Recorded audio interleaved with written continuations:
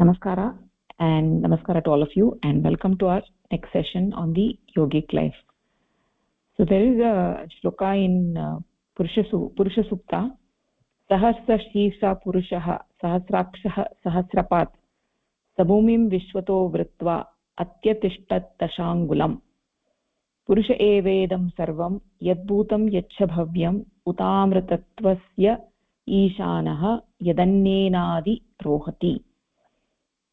So this Purusha, this Parama Purusha, he is described as having 1,000 heads. He is a Virat Purusha. Something which is Vishal. Vishal means something which we can measure, right? If we cannot say Purusha is Vishal, that means we can measure, right? Something which is measurable.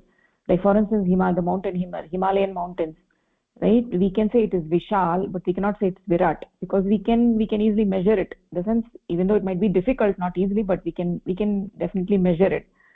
But in the case of Purusha, he is not Vishal, but he is Virat, right? So regarding this Purusha, this cosmic Purusha, in the Purusha Sukta, it has been said that one unit mind has one cranium, a small cranium, small brain, and it functions within its limitations. So it has its own samarthyam, right? So a human being has a brain, and in that brain there is a unit mind. So with that mind, the human being does everything, but its capacity is limited. When we look at the cosmic Purusha, his mind, the Virat Purusha, his mind is Ananta. It is Asim. It is unlimited, right? The cosmic mind is the Adhara for that unit mind, which has that the unit mind which resides in the brain. The unit mind which resides in the brain. The cosmic mind is Anant, and the cosmic mind, the unit mind needs the Adhara of the brain, right? But the cosmic mind doesn't need the Adhara of the brain, right? So it is Anant, and it doesn't need any Adhara. It doesn't need any location where it has to be situated. Paramapurusha's mental faculties are infinite. His faculties are infinite. Therefore, Paramapurusha's mind doesn't need the cranium, doesn't need the brain. So it is almost an impossibility for a unit mind to challenge the authority of the cosmic mind. All the unit minds are within the scope of the cosmic mind. So whatever the unit mind thinks, it is within the scope of that Paramapurusha's mind, the cosmic mind. So the unit mind is actually located in the cosmic mind, and it cannot challenge the authority of the cosmic mind. So whatever the unit mind thinks, right, so it is within that ocean of that consciousness. It is within that, it is known to that supreme consciousness. So whatever the human being does, whatever the human being thinks, nothing is hidden from that entity. So the entity immediately sees that, immediately understands that this human being is thinking like this. So the Parama Purusha can understand that this person is thinking like this, but he is doing something else, right? So what is it thinking? What is that unit mind thinking? Everything becomes known to that supreme consciousness. Nothing is hidden, right? The human being has a small mind, and that mind is within this Virat mind. It's only a part of that Virat mind. Everything is happening within that Virat mind. So whatever the capacity, thinking capacity that we have in the unit mind, everything is known to that entity. We cannot think beyond that, right? We cannot think beyond that capacity that is given to us. So that samarthyam is limited. So Parama Purusha, we say Sahasrakshaha Sahasrapat. So human beings, we have eyes, and we can see it to some extent. We can, we can cover some distance, we can see, with some limitation.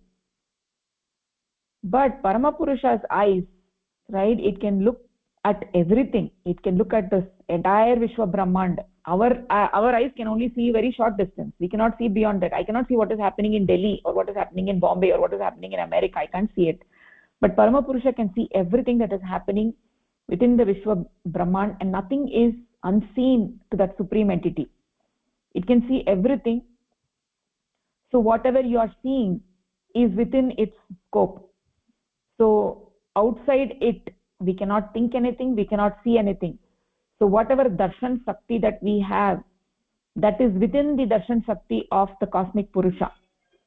Right? We actually see with our optical nerves and optical fluids and two eyes, and those eyes have limitations. But because Paramapurusha has eyes everywhere, he's cosmic in nature, he's having eyes everywhere, he can see everything.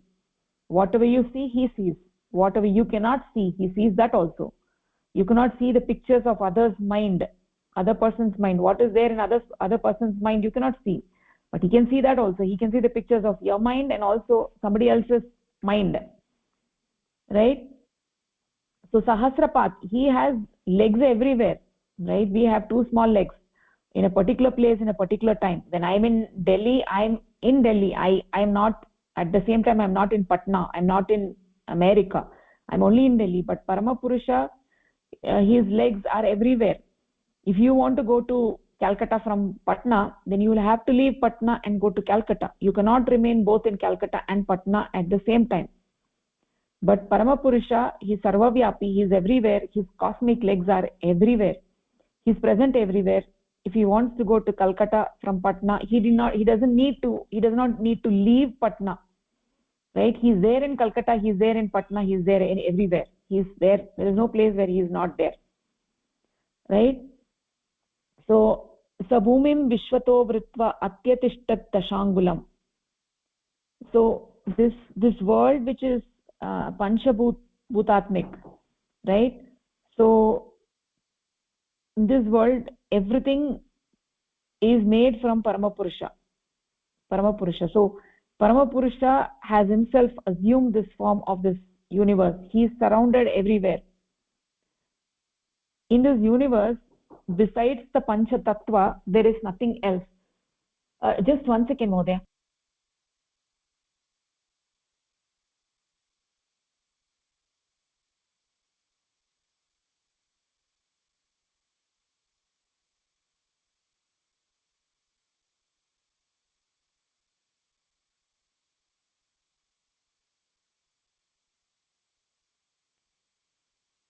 Oh, sorry, Modaya. So I was saying that Sabhumim Vishwato Vritva Atyatishtat Dashangulam. So this whole universe is Panchabhutatmikam. It is made of the Panchabhutas. So besides that, and the Panchabhutas are nothing but Paramapurusha. We have seen how the Srishti Chakra happens, that Paramapurusha himself, he manifests himself as the Panchabhutas. So everywhere that we have the Samagri is Paramapurusha. Everything is Paramapurusha. Besides this Pancha Tattvas, there is nothing. Besides this Pancha Tattvas, what else is there? We have the mind. We have the Atma, that is also, which is hidden in the Pancha Tattvas. The Kshiti, Up, Teja, Tejaha, Vayuhu, and Akasha. Right? So essentially we have the Panchabhutas, we have the Atma, and we have the mind. Besides that, we don't have anything else. Right?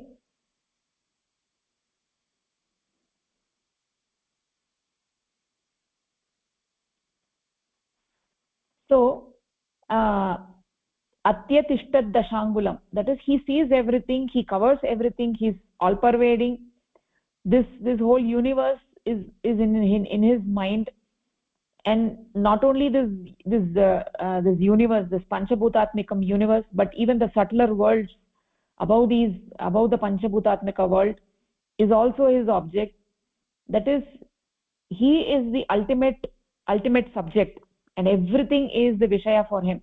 So for instance, if I'm there and I'm seeing a book, then that book is the Vishaya and my Chitta is the Vishayi.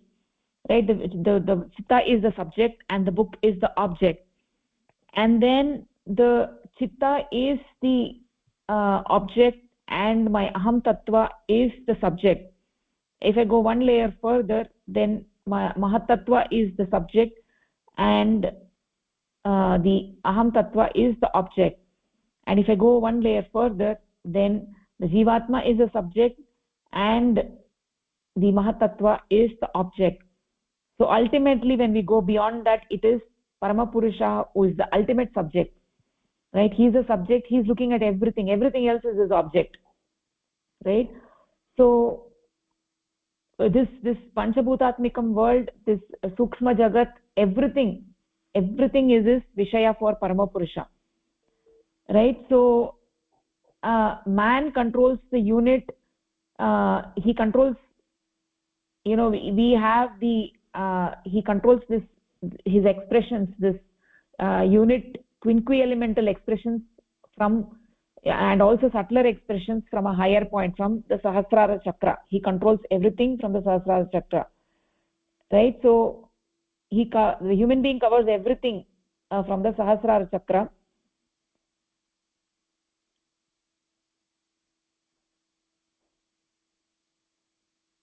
So he knows sabhumim vishwato vritva atyatishtat dashangulam.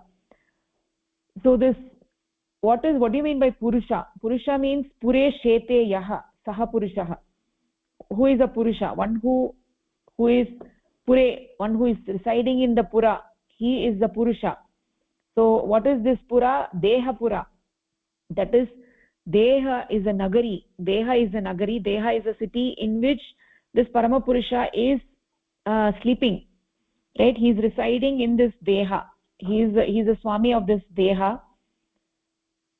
So he doesn't do anything, he's just there, and just because he's there, everything else is happening. If he wasn't there, nothing else would happen. Even though he doesn't do anything, he's just there, but everything else is happening because he is there, right? So purusha eva purusha evedam sarva. This purusha, he knows everything. Veda, he knows everything. He what was in the past, what is in the present, what is in the future, he knows everything. Nothing is actually hidden from him. In the present, in the vartamana kala, what is happening, he knows it, right? He knows everything. There is nothing he doesn't know, right? So what happened in the past, he knows that. What is going to happen in the future, he knows that as well. So actually in the philosophy there is no present, right? It is either past or future, right? But a certain portion of the past and certain portion of the future that you can remember very easily, grasp very easily, is actually known as the present tense, right? So if there is a conversation between two persons, when Mr. A hears it, it is past for him, for Mr. B, and when Mr. B says it, it is future for Mr. A. So there is actually no present tense. So this cosmic entity knows everything. It knows the past, it knows the future, it knows everything. He knows sarva. Sarva means he knows everything. Sa represents in sarva, Sa represents the sattva guna, and Ra represents energy, and Va represents the wants, right? Everything has the wants, everything has an origin in that sattva guna. Everything is controlled by Ra, right? Everything in this universe has origin in the Sa of the sarva, and everything is controlled by energy Ra, and everything has its own properties. So everything is controlled by Sa, Ra, Va, Sarva, these three letters, right? Sa is sattva guna, Ra is energy, and Va represents wants. So sarva means everything. This Paramapurusha, he knows sarva, he knows everything. So he is there, he is the lord of both the hell and heaven, the crudest and the subtlest. The hell and heaven, how do we understand? The crudest and the subtlest, the hell is the crudest and heaven is the subtlest. He's the lord of that, right? Supposing we say that a papi goes to a so-called hell, this Paramapurusha is the lord of hell also. He is present in hell also, and so even in hell you're not alone. He is with you. So you must not encourage the the psychology of hopelessness, right? So he is always there with you, whether it is in hell or heaven. Paramapurusha is always there, right? So all of us have one lord, and that is Paramapurusha. Paramapurusha has no lord. He has no lord. Nobody is there to control him. We cannot say there is a Swami of Paramapurusha, right? One who controls Paramapurusha. So he is the ultimate controller. He controls everything. So he is there, because of that everything is happening. The entity who is controlled by none, that is the supreme entity, right? So we need to have that relationship with that supreme entity. We need to have that connection with that supreme entity, right? We need to be in love with that supreme entity. When we are in love, when we have this bhakti bhava towards Paramapurusha, then everything is possible. So essentially from this Purusha Sukta shloka also, what we can understand is that this, even though in that shloka it has been described saying it has 1,000 hands, legs, and all that, 1,000 heads, all that, given numbers are given, but essentially what it means is that Paramapurusha is sarvavyapi. He's there everywhere. He's there in places that we cannot imagine, and he's there in places we can imagine. He's there in the crudest of the crude. He's there in the subtlest of the subtle. He's there in so-called hell, so-called heaven, right? He is there. There is no place we can escape from him. You cannot do anything hidden from him. Everything is seen by him, heard by him. Everything is known to him, what happens in the past, what happens in the future. So that kind of a powerful satta that we have over here, right? So when you have this bhakti bhava towards such a powerful satta, right, then Maya cannot do anything. Then it is easy to cross this Maya, the samsara sagara. It is easy to cross the samsara sagara when you hold the hand of Paramapurusha. So this Paramapurusha, he is in all the gunas, right? He is in sattva guna, he is in rajo guna, he is in tamo guna, he is there, because wherever prakriti is there, Paramapurusha is there. So everything in this universe is made of these gunas, right? Paramapurusha is there wherever there are gunas. He is there he is there everywhere. So that is why he is sarva. Paramapurusha is sarva. He knows everything. He is everywhere. He's in every place. He's in every time. He knows everything. He sees everything, right? So what we have to understand is that we to yadanne adirohati, right? So there is nobody to control him. All of us are controlled by him, but there is nobody to control him. There is nobody to order him. He is the ultimate Swami, right? So a person who is a buddhiman, right, a person who is wise will understand this, and he'll know to whom he has to proceed, right? A person who is wise will know to whom he has to proceed. A person who is not wise, he'll be hidden by the Maya, he'll be hidden by the gunas, and he will not be able to proceed forward until his eyes are opened, right? So that is what I wanted to cover for today. We can actually go back to our Karapatra. So we were actually talking about how should human beings live in this world. We have seen the Srishti Chakra, and we know that the human beings, they emerged at 10 o'clock, and they are the karta and bhokta of their actions. They have a mind, and it is through that mind they do the original actions. Every time they do the actions, they have to experience the reactions.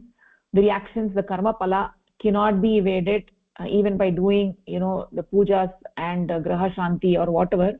Only thing you can you can delay them or you can accelerate them. but you will have to experience the karma pala. Whatever karma that you have done, you have to experience the karma pala. Nobody else can experience it on your behalf. And anything that is not experienced in this life will have to be experienced in the future life, unless you get mukti or moksha. So the human beings are in bondage all the time, right? Human beings are in bondage all the time. And so essentially in this world, human beings in all the religions, we do prayers. We ask Paramapurusha for something or the other. We say, oh Paramapurusha, give me this, give me that. We just beg for this and that.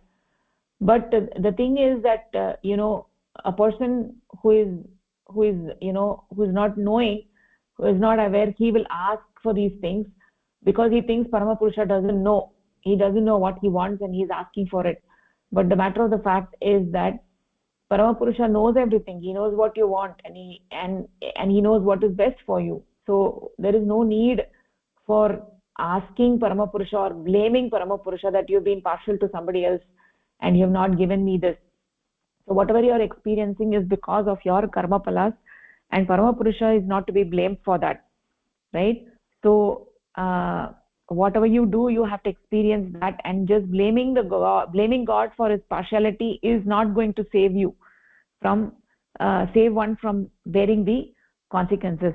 Therefore, just asking, doing prayers is essentially saying that Paramapurusha, hey Paramapurusha, you're very partial, you're not giving me what I'm supposed to get, right? It's like pointing out his mistakes, that you're giving this to somebody else and you're not giving to me, right? And it's just being blamed that you've made me poor, you've made somebody else rich. So asking prayer is actually not a good thing, because Paramapurusha knows everything. He knows everything, what is best for you, what you need and what you don't need. He knows everything. So that is what we actually saw in the last class. So we can actually continue today, right, from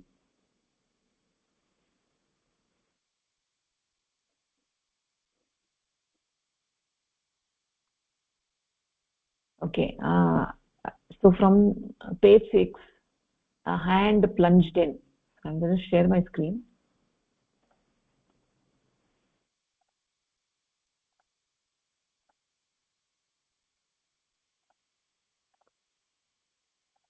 You can see my screen, Modaya?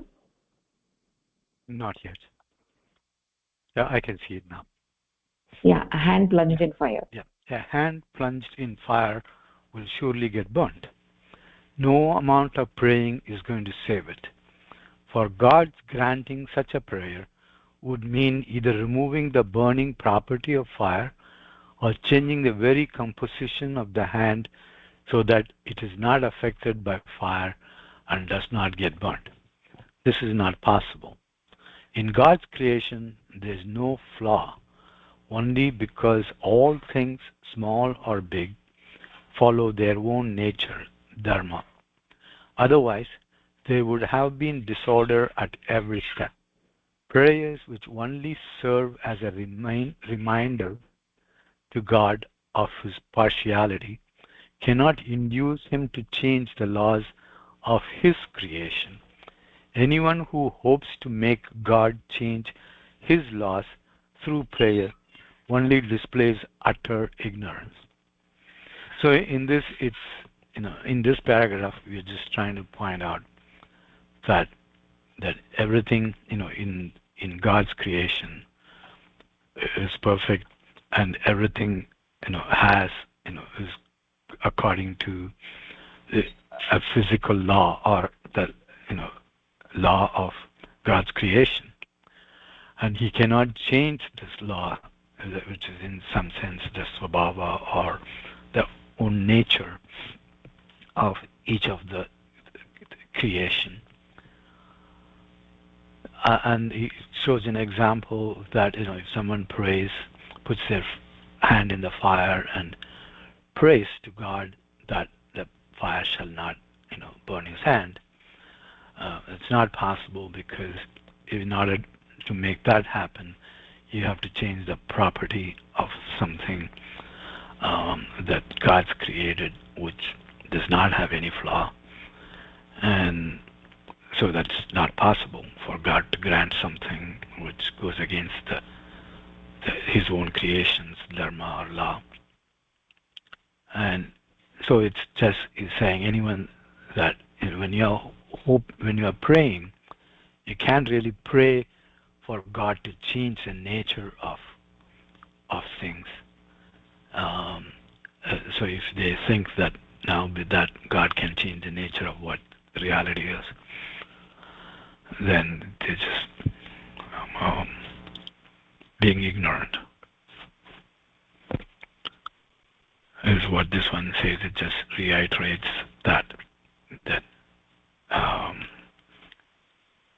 that everything in creation abides by the law of the Prakriti's law, and you shall stay in harmony with Prakriti's law.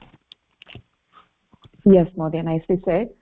So, yeah, you're absolutely right. The Paramapurusha has created a system of universe, right? And he has also designed rules in terms of how it is going to work. And Prakriti, what she's doing is she's executing those rules, and those rules have to be obeyed, right? If you throw something up in the air, it is going to fall, right? You cannot change it. The rivers actually flow from the mountain to the ocean and not reverse, right? And nothing is going to change those things. He could do whatever he wanted, but he already did what he wanted, right? He has created the systems, and all of these systems are sarvajana kalyanatmakam, right? It is for the welfare of everybody. So these systems are not for harming anybody, they are for welfare of everybody, whether we can see the benefit or not, right? Whether we can see the benefit or not for ourselves, but everything in this universe is happening for the benefit of everybody involved, right? Whether we can understand that or whether we can see that or not, that is a different story. But some things are very pleasant to experience, and some things are very painful to experience, right?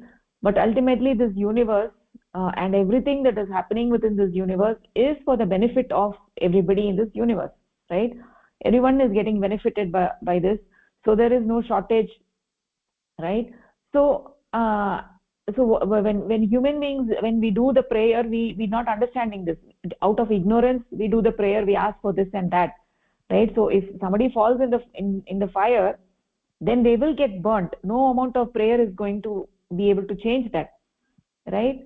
So we have to understand that, right? That whatever arrangement Paramapurusha has made, it is for your welfare, even though whether you're happy with it or not, right? But it is going to happen according to the design. Nothing can change it, right? So we have to accept that.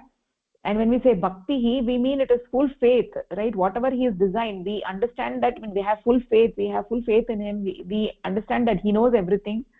And when we do this this stuti or bhakti, this stuti or prarthana, what it means is that we are actually doubting him. We are doubting him that he doesn't know. We are saying that I know better. We are saying I know that I want this, but you don't know I want this, so I'm asking you, please give it to me, right? So that is not correct, right? So we should not do that. It's not going to, that is not the best thing. That the best thing that we can do is to understand it, to accept it, and have the full faith in him, right? And when in need, he will help you, right? There is no need to ask for anything. He is already doing what is supposed to be done, what I am entitled to. He knows it, and he's already giving it to me, right? So there is no need to ask for anything, right? So that is what this paragraph is saying. Let's actually go to the next, take the next two paragraphs, Madhu. According to the laws of Prakriti, every action has a reaction which has to be experienced by the person who performs the action. This law is unchangeable, and praying to change this law is only wasting one's time. Prayers cannot change fate, and the experiencing of reactions, karmaphala, is inevitable. Shruti is lauding or eulogizing the qualities of God in a song or hymn of praise, and it cannot be given a higher status than flattery. Flattery is usually practiced on one who is capable of granting a favor and from whom one seeks something. Singing the qualities of God is obviously done with the intention of pleasing him, or else there will be no use in telling God, who's all-knowing, that He is merciful, He's almighty, and He is benevolent. The intention behind eulogizing these qualities is to flatter God so that He may bestow some of His mercy. He, being almighty, may exempt one from the consequences of one's actions by His authority. Stuti, or lauding the qualities, is hence only flattery, behind which is hidden a prayer for seeking favors. Stuti is therefore just as ineffective as prayer, and indulging in it is also a waste of time. So in these two paragraphs, it's again reiterating that thought that everything is to be experienced, and that nothing is what changing things. That's the law of one's Prakriti's law, or is our praying to change things is ignorant, and it's just putting it in different forms. And part of what we had said, just like saying the law of the property of the fire, or the law of the fire and the burning, it brings it to action, and it's karmapala, and that for every action there's going to be a karmapala, and that there's no escaping the result of your action. And praying to change that result is just like trying to change the law of Prakriti, or law of Paramapurusha. And then it extends to identify there that praying is a form of stuti, or form of flattery. You are praying to God, this thing, His qualities, that He is merciful, or He is all-knowing, He is benevolent, and all that. It's a form of flattery, and there it's implying that form of flattery is used, and I want to put an if in the front of it. If it's used to effect that, oh, now God will be pleased with my actions, so therefore some of the karma palas that's negative in nature may be reduced or may be removed, would again be, in a similar sense, an ignorant action, because you're not trying to use flattery and now think that God's going to be able to change the karma pala, and God already knows everything, and the prayer with hiding a form of flattery is not going to serve the intention that it's going to help you reduce the effect of bad karma, or effect of a bad karma pala.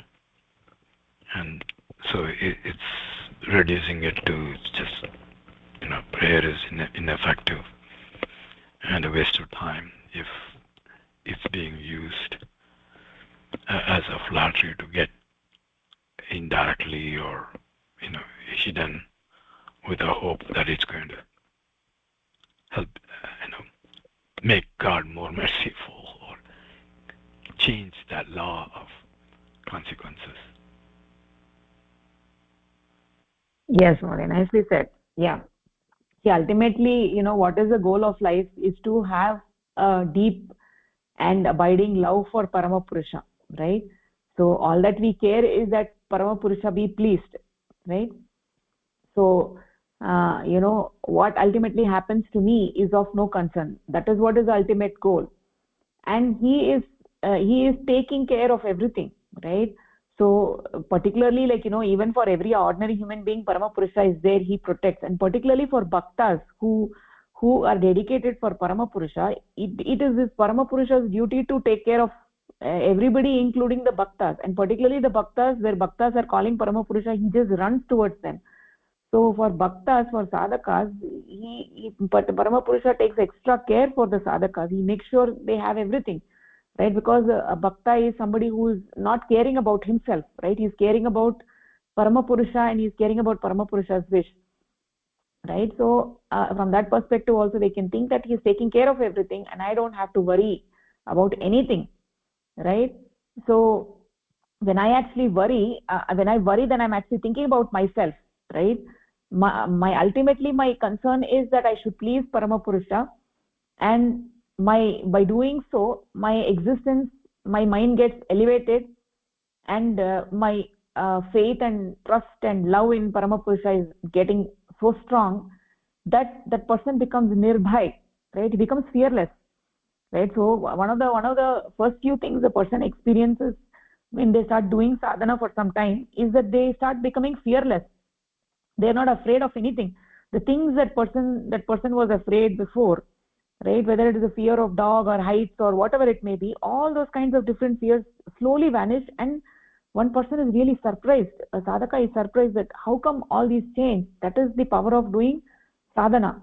When your faith gets elevated in Paramapurusha, then you start becoming nirbhay. You're not having any worries about what is going to happen in the future, what is going to happen tomorrow, what is going to happen today. Nothing, none of that, right? So sadhaka he's in the universe. He is fearless because of his he has such a loving relationship with Paramapurusha. He has complete faith in Paramapurusha.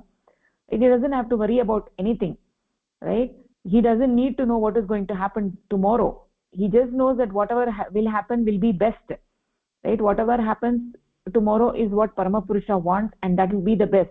So why should I be concerned? He knows everything. He is doing everything, and everything is for the benefit of each and every entity in this universe. And my relationship with that Paramapurusha is a personal relationship, right? So every individual entity in this universe has a personal relationship with that Paramapurusha, and that is called as Ota Yoga. And we also have a collective relationship with Paramapurusha, and that is called as Prota Yoga. So we have Ota and Prota Yoga, right? We are connected individually, and also we are connected collectively, right? So so that when a sadhaka's existence in such a way, then there is no need for doing any stuti, there is no need for doing any prayer. None of that is actually required, right? He knows what is needed for me, and he will take care of it, right? Doing this flattery of Paramapurusha, whenever we are doing stuti of Paramapurusha or flattery of Paramapurusha, there is always an intention of getting something in return, right? You're asking for a favor from Paramapurusha. But the entity which already knows everything, what is the need for doing a stuti or a prayer when he knows everything? It is actually essentially a waste of time, because he knows everything what he needs to give, and he knows what is best for you, and he's doing everything. And then I don't need to be worried, right? Whether he's taking care of me or not, right? So a sadhaka's life, it has a worry-free existence, right? That is the highest form of existence. That is the existence where we are not desiring anything. We're not even desiring for ananda, right? We're not desiring for ananda. We are only thing that we are doing is we want to impress, we want to please that supreme entity. We have that complete devotion, surrender to that Paramatma, right? And what happens to me is of no concern. He is everything for me. And so that is the path of fearlessness, that is the path of ananda, that is the path of bliss, right? So that is what this paragraph is actually talking about. We can actually go to the next paragraph, Mode.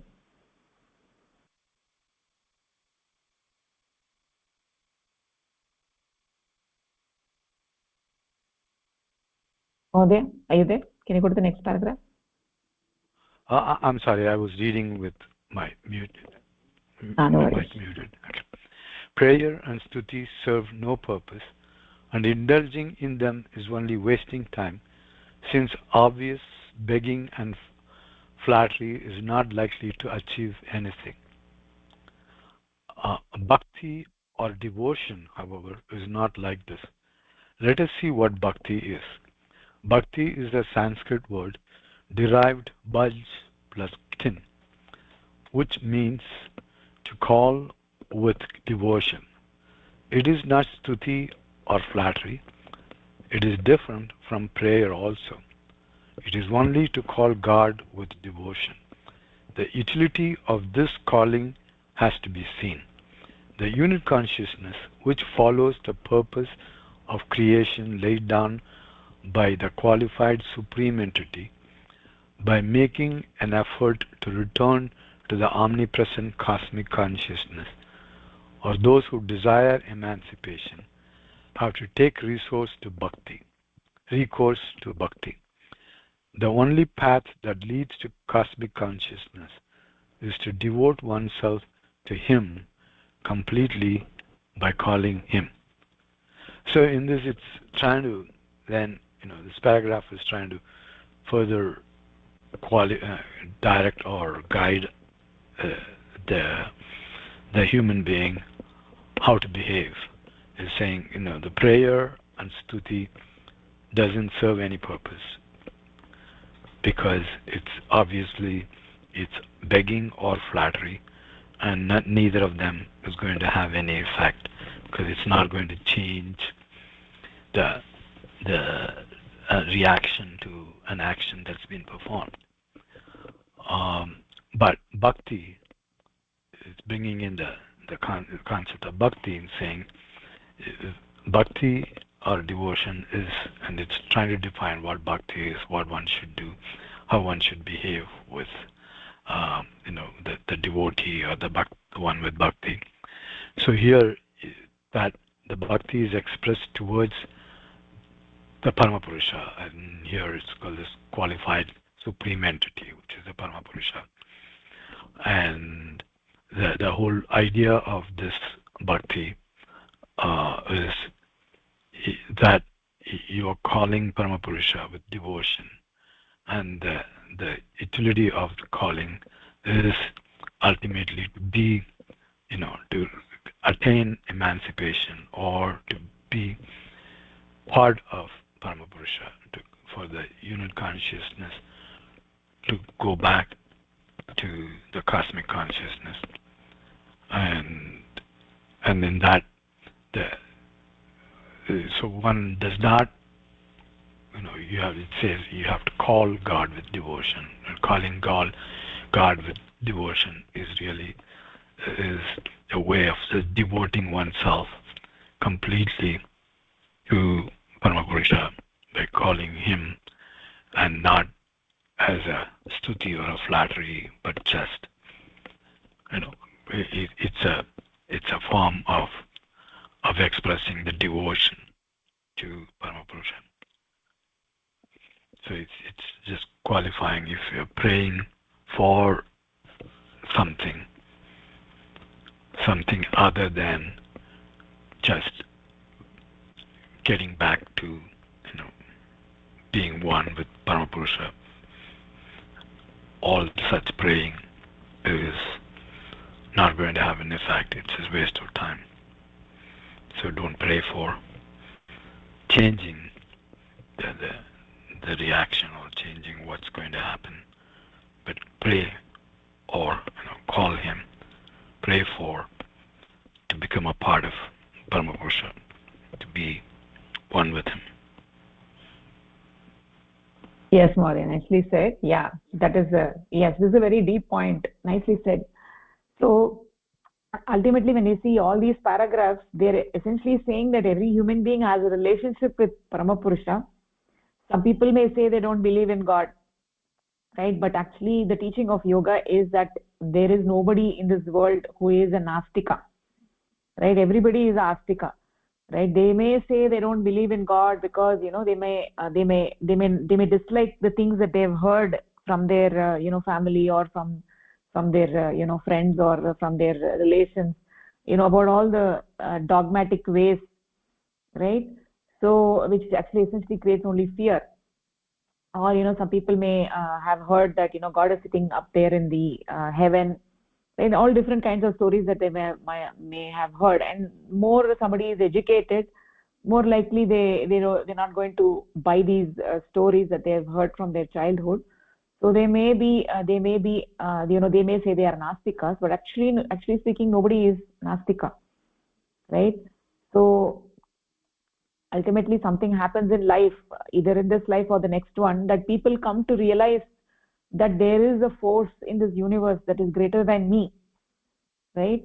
So the materialists actually tend to become nastikas, but is right, but it is essentially only it's a mental play, right? Ultimately every human being has a relationship with Paramapurusha. Nobody can be a nastika, and that relationship is fundamental to their own existence.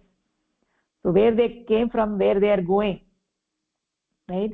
So one should not practice flattery, right? So just like with in relationship with other human beings, flattery is not appreciated, right? Like one human being flattering the other person, that's not appreciated. Similarly, like your just flattery of Paramapurusha is not a good thing, right? So just to get something, when they do this chaplusi, when just to get something, they try to flatter somebody, right? Like that, just to get something, flattering Paramapurusha is not right. Essentially trying to fool Paramapurusha, right? So Paramapurusha, who is a sarvajna, who knows everything, right? There is no need to be flattering him, right? So people use that flattering as a tool, right?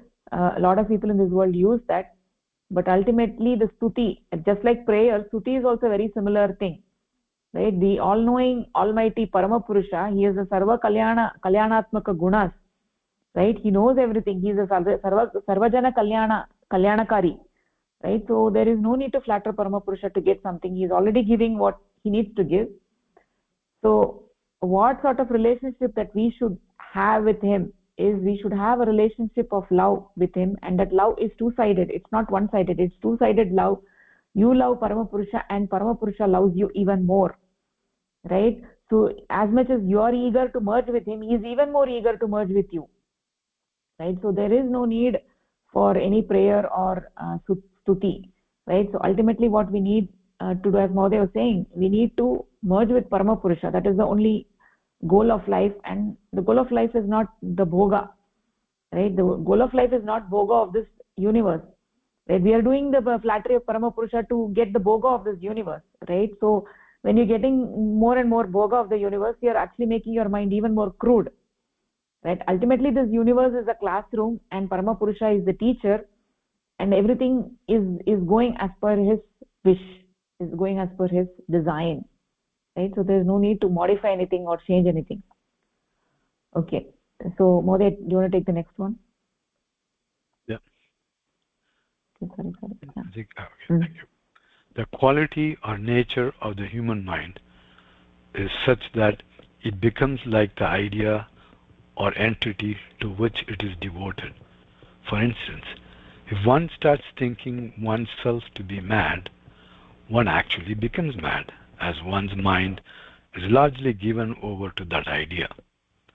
Similarly, if one is given to believe that one is suffering from consumption, one becomes so concerned with the idea that one actually develops consumption. The human mind is so made that it has the capacity of becoming like the object to which it is attached. The unit consciousness that wants to return to cosmic consciousness quickly has to become devoted to cosmic consciousness. That, and this is bhakti. I am that is the idea to which the unit consciousness has to be completely devoted in order to become that one day. Bhakti, devotion, or calling cosmic consciousness thus leads one to become like that. Bhakti or devotion is neither prayer nor stuti. Some, however, say that wanting to merge with cosmic consciousness or wanting emancipation is also a favor that one seeks through bhakti, and so it is also a prayer. This is not so, because the very nature of God's, can you just scroll up a little? Okay.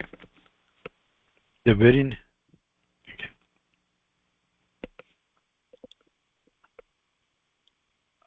That bhakti or devotion is neither prayer nor stuti. Some, however, say that wanting to merge with cosmic consciousness or wanting emancipation is also a favor that one seeks through bhakti, and so it is also a prayer. This is not so, because the very purpose of God in creating humanity is to make the unit consciousness emancipated like himself and to return it to the supreme rank. This is the wish of God, and everything in this creation is with that purpose and is directed towards that.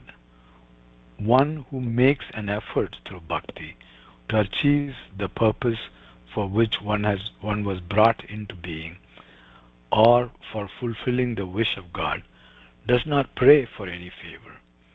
For even if one does not make an effort and digresses from that path, one will sooner or later be made to follow it again. Bhakti or devotion is therefore neither prayer nor eulogizing God, stuti. These two do not help one to achieve any result and are merely waste of time. Bhakti is the method by which one can be completely devoted to cosmic consciousness, and this is the only way to achieve the quickest return to the supreme rank.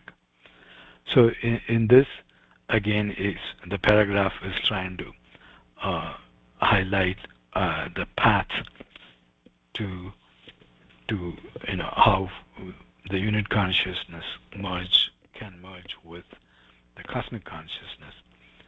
And it starts off with the mind constantly thinking about something can become that. If someone thinks he's mad, slowly over time it really becomes mad. If someone thinks but instead, if someone thinks that is the unit consciousness thinks is constantly of cosmic consciousness, then it would become that. So it's just like the mad mind, or the mind that is trying to think of something else, becoming that ultimately. One should constantly be thinking about cosmic consciousness, and that's the way for it to become cosmic consciousness, or to become that. So you are that. It is that you want to become, and then if you keep thinking about cosmic consciousness, then you eventually would become the cosmic consciousness. I am that. That's a Tattvamasi. The idea to which people then argue or criticize that if you say bhakti is a form of flattery, or the prayer is a form of flattery looking for some other favor in return, and this bhakti is similar to another form of flattery, where the favor you are looking to get back, or in turn, is emancipation. You're saying, you're looking for emancipation, and this is just another form of flattery.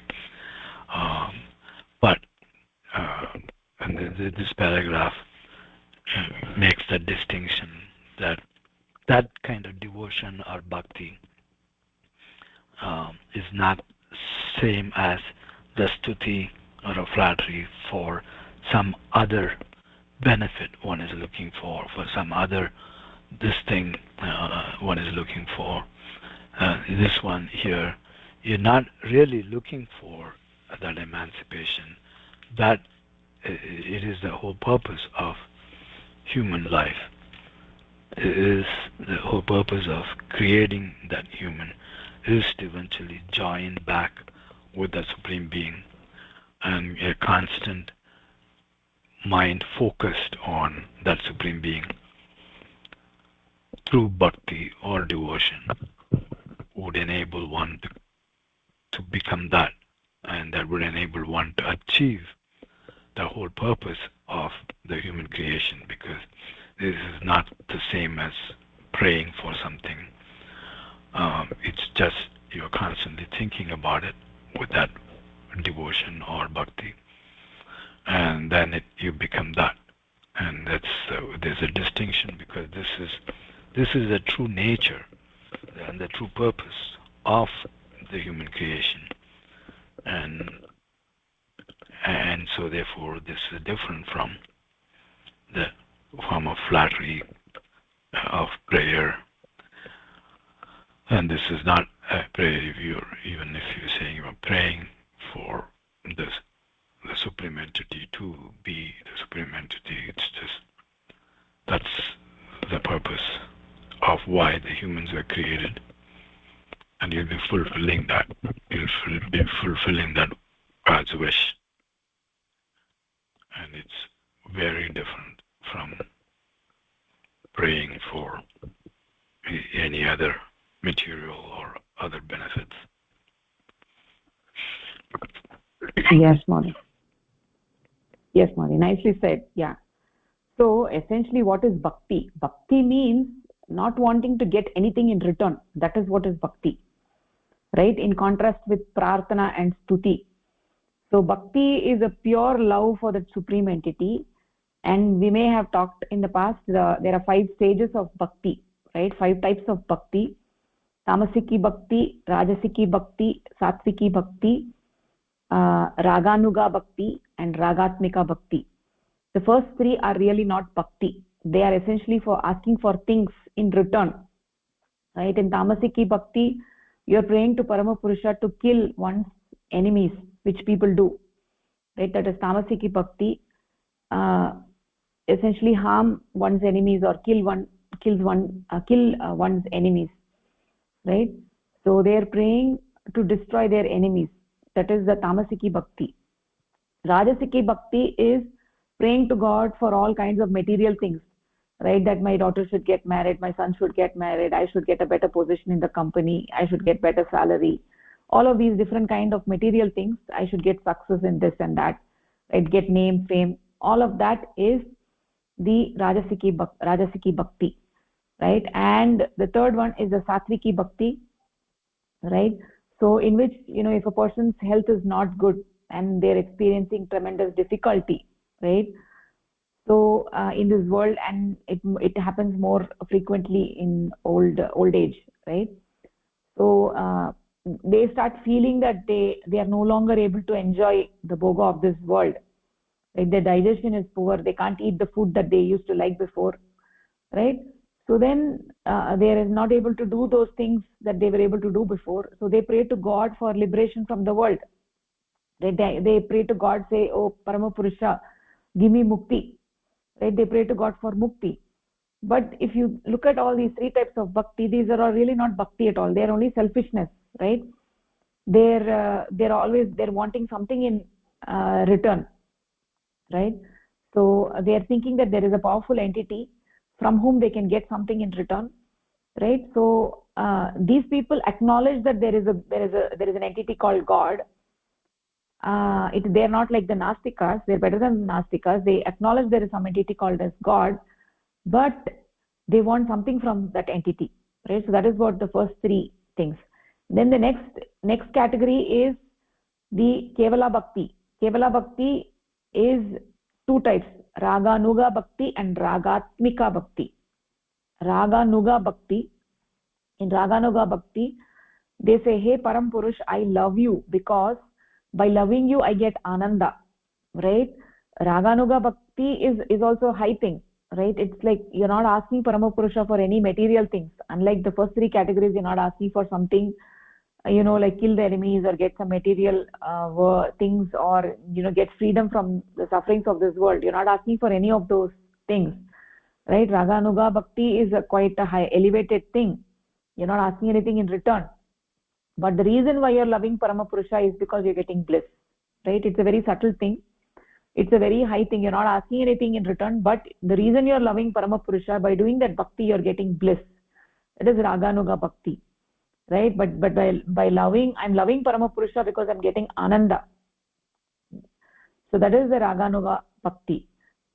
In Ragatmika bhakti, that is the highest form of bhakti. In Ragatmika bhakti, you are loving Paramapurusha just to please Paramapurusha. You're not even wanting anything. You're not wanting any material things. You're not even wanting Ananda. There is no seed of selfishness. That is completely gone.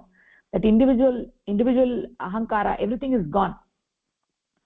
So by developing this kind of bhakti, the sadhaka becomes completely ensconced in the bhava of Paramapurusha, and their feeling of ego, right? The small I feeling is completely gone, right? The small I feeling which we spend our entire life trying to propagate, that is completely gone. They completely forget their I feeling. They are only thinking about Paramatma and how to please that supreme entity, and this is actually the true expression of bhakti. And by leading a yogic life and by doing sadhana, this feeling of attraction toward the supreme entity becomes more and more strong, and ultimately one forgets themselves, and they become completely ensconced in the ocean of Paramapurusha. And that is the best way. It is the only dependable way. There are other margas like the Jnana marga and Karma marga and all that, right? But which lacks the bhakti. Here in this marga, bhakti is the most important. That attraction towards, without that attraction towards the Paramapurusha, then the path becomes very dangerous and dry path, difficult, and it's easy for people to fall from such a path, right? Because in the Jnana marga, people glorify their ego, right? The more and more they learn, they glorify their ego. They always want to show that they're superior to somebody else, right? So they're actually glorifying their ahankara. So where there is ahankara, how can you be one with Paramapurusha? That kind of path is actually dangerous, and one easily falls off from that path, right? In comparison to the Jnana marga, the Bhakti marga is very safe, and the path, people don't fall from that path because they have a deep attraction towards that entity, and in that situation there is no danger. And by doing sadhana more and more, the mundane interests completely are finished, right? There is no ego, there is no degeneration of the mind, there is no adogati, right? So unlike the Jnana marga, which can be where adogati is quite common, right? Because of glorifying their own ego, that they don't have the bhakti, their mind lacks the bhakti, right? But in this bhakti marga, what happens is that your love towards the supreme entity increases, and it is filled with ananda, and this is the path of bliss, which is the best marga. Okay, so we'll just take one last paragraph, Modya, and we'll stop after that.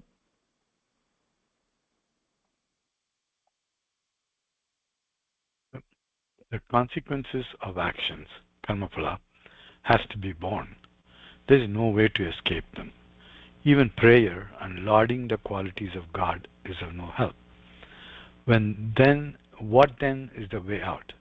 The only way is to give up evil deeds, the consequences of which keep one bound to the influence of Prakriti, by taking a lesson from the consequences that one suffers.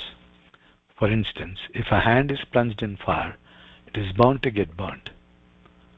This is bound to happen, and even prayer cannot relieve one of such a consequence. The only way to avoid burning is not to plunge one's hand into fire. Similarly, if there are no evil actions, the question of evil consequences does not arise. So in this paragraph, we just try to reiterate that that you're going to You cannot escape the reactions or the consequences of actions. And the only way one could not avoid completely, the only way to work around it is to only do good deeds. No, stay away from evil deeds.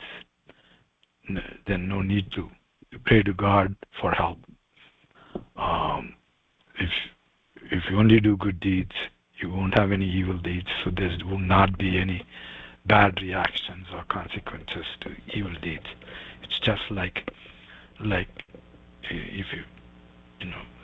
if you put your hand in the fire, it's going to be burned. The only way to avoid it is not put your hand in the fire. And so to avoid bad consequences or consequences of bad actions is to never do bad actions.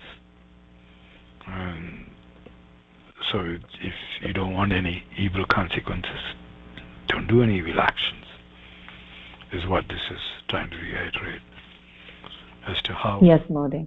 One of the markers to become good. Mm-hmm. Yes, Mode, nicely said. Yeah, you're right. So we've been talking about the Manav Dharma and Pashu Dharma from day one, right? The actions which are consistent with what it means to be a human being, right? We've talked the actions of being a Manava, right? When we engage in those actions, then it increases the reflection of Paramapurusha on the mind, right? So what are those actions? Essentially, those are actions of Atma Moksha and Jagat Hit, right? All the aspects of yogic life at the individual level and the collective level that we have been talking about. And also it includes this understanding that I am the tool of Paramapurusha. That means whatever he wants, when I say the word tool, whatever he wants, I will do, right? So when we do everything as a tool of Paramapurusha, that is called as the Brahmacharya Bhava, right? The action that I am doing is I am doing it for Paramapurusha. The action itself is Paramapurusha. For the person whom I am doing it, that is also Paramapurusha. The result is also Paramapurusha. Everything is Paramapurusha. With that bhava, when you do the action, right, then you are out of the loop of Karmapala, right? Because then you're no longer the doer of the action. You're doing the action because you're pleasing Paramapurusha. You're doing it for Paramapurusha. You're not the Karta. You're not the Bhokta. Right? So you're not doing it to glorify your small ego, you're doing it to please that cosmic I, right? So we know that the animals are not the doers of their actions, that's for a different reason, because they're operating according to the design of Prakriti. They do not have a developed I feeling to feel that they are the doers of actions, right? So they are acting according to their inborn instincts. Whereas a human being, when we become the tool of Paramapurusha, right, then they follow the Manava Dharma as opposed to the Pashu Dharma, then the human being is fulfilling the wishes of Paramapurusha. By doing by following this process, their mind will grow from the finite to infinite, and ultimately they will merge with that supreme entity, because they are no longer the Karta or the Bhokta. So they are not generating any karma palas. So then what happens is that one becomes one with that supreme entity, and that is the basic idea. So as long as one is the doer of the action, then they become the Karta and Bhokta. But as long as one is doing the action for Paramapurusha as a yantra of Paramapurusha, as a tool of Paramapurusha, that means they are living according to the Manava Dharma and not according to the Pashu Dharma. Then their mind gets elevated, and one day they will merge with that supreme entity. They will be freed from their bondages, right? From the bandhanas, they will be freed from their bandhanas. Okay. So we actually have just one more paragraph. Mother, you want to do this, or we'll do it next class? I think we'll do it next class. It's a long paragraph. Yeah, we'll do it next class. Okay, Mother. So we'll stop over here. Any comments or questions? No, this is fairly clear in that okay, action and reactions or consequences of every action. Okay, Mother. So we'll stop the class over here. Dhanyavadaha, namaskaraha. Thank you, Mahadaya. Thank you. Dhanyavadaha. Thank you. Namaskar.